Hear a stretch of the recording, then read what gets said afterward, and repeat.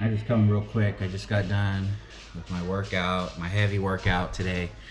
I had to do cleans, which are one movement from the ground, catching it up to the chest. Most of you know what that looked like. If not, I'll hopefully post a video in the next couple days on, maybe I'll put one in this video, what that looks like, because I have some recorded. So, but yeah, no, today was a good day. You know, I went and had breakfast with my mother-in-law and my brother-in-law and sister-in-law and my wife.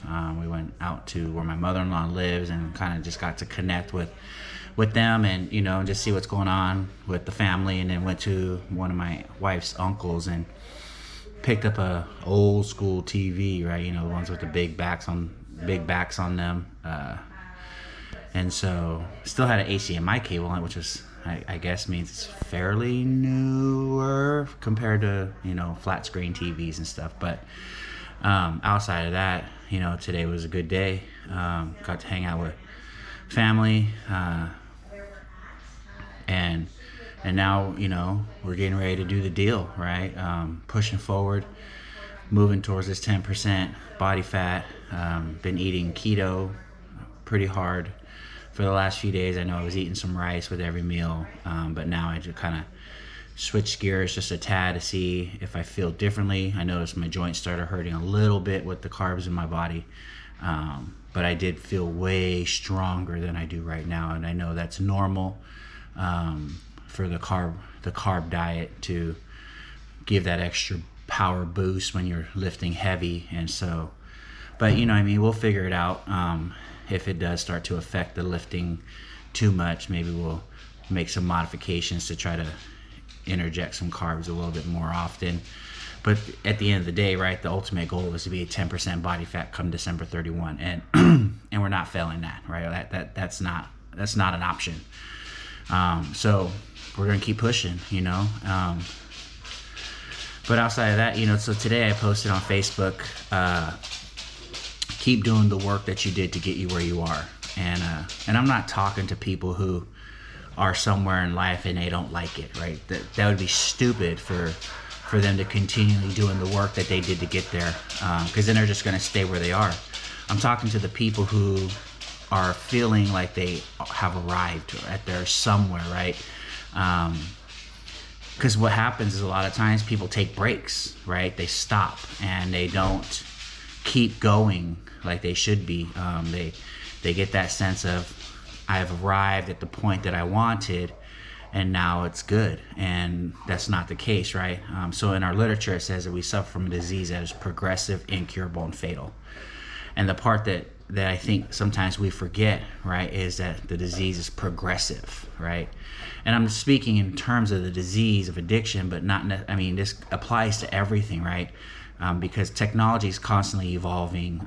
Things are constantly changing in our world, and we have to keep studying and keep learning in order to stay ahead of those things, right? And so, like, what happens is, if I suffer from a disease that's progressive, then my recovery also has to be progressive, right? My movement towards faith, or my movement towards being a better person, constantly has to evolve, constantly has to be moving forward. And sometimes what happens is we get to these certain points and we act like we've graduated, like, I don't have to do this anymore, I'm here finally. And that's not the way that works, right? The way it works is that if something has got me to where I am, why would I stop doing it once I get there, right? And the simple thought would be, well, because I'm there. But if I don't keep doing what I'm doing, I won't stay there. That's the problem, right? The problem is I'll start reverting, or I'll start going backwards, or I'll start getting behind rather than staying ahead. And what I want to do is stay ahead, right? I want to keep doing it. So, like, for instance, right, in recovery, to get clean and to get to the time that I had, I read my literature every day, I went to meetings every day, I talked to my sponsor every day, and I did step work every day, right, without doubt. It was crazy because I had come to realize that for the first 8 years of my recovery, I went to 2 meetings a day, right, literally 2 meetings a day. And in order for me to get to the places where I was, you know, in a successful relationship, getting married, working and hadn't been fired in any recent time, going to college and graduating, right? Like family was coming back in my life, like things were being restored.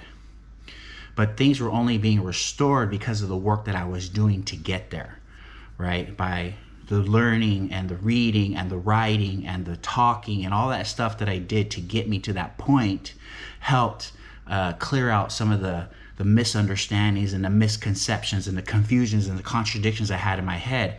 And it allowed me to be free of a lot of things, right? And so what I needed to realize was that once I hit those points, that wasn't break time, right? And in our literature, it says that complacency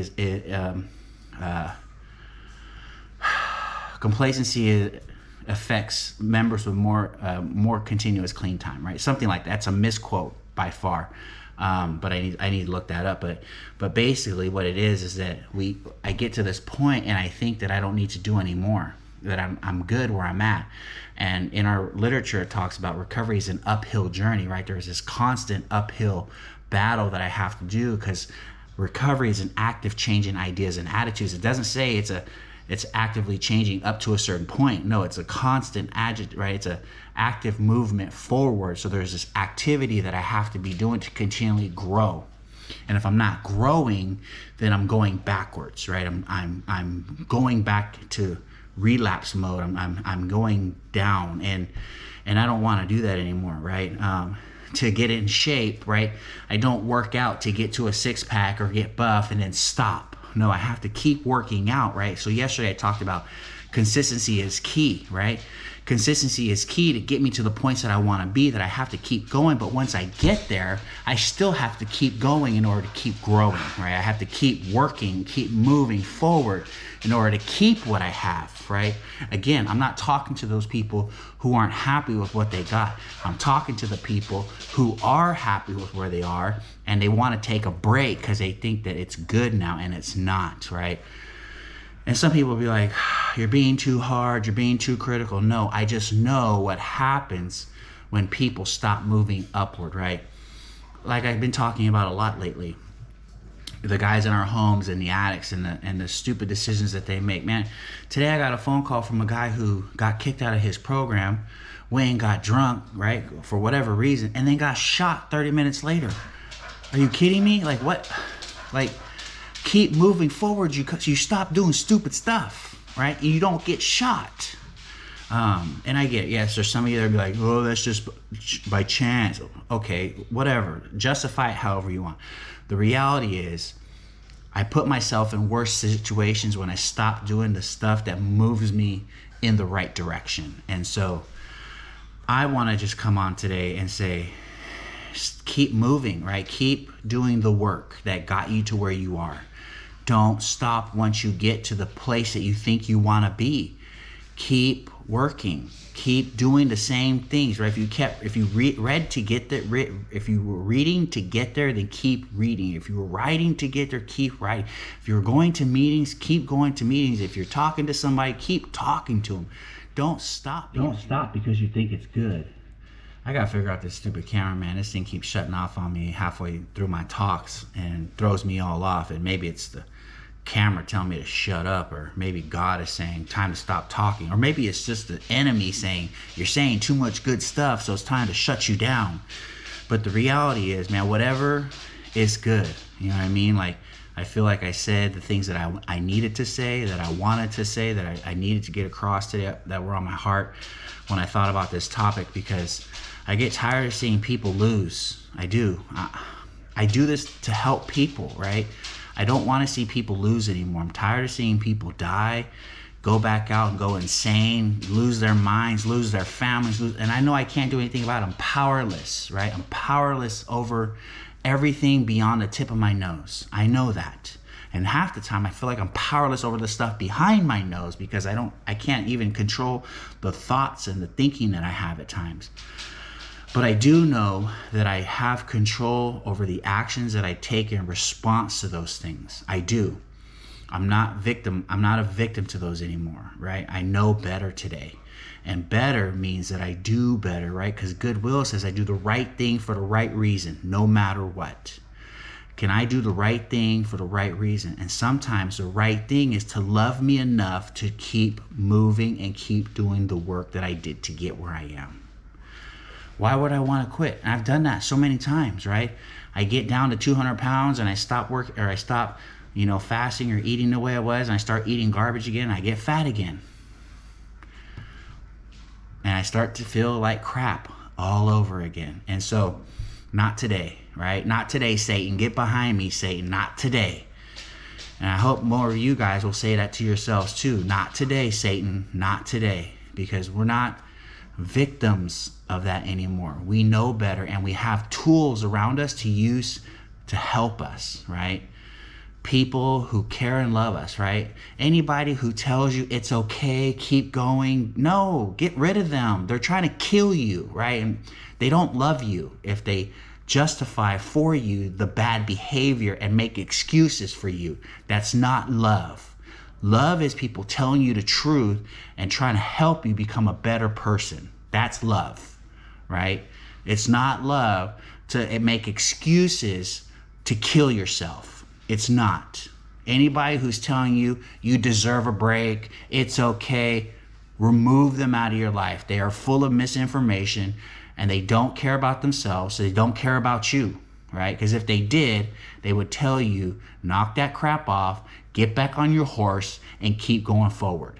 So if nobody's told you today, God loves you and so do I. I hope you have a great day and God bless you.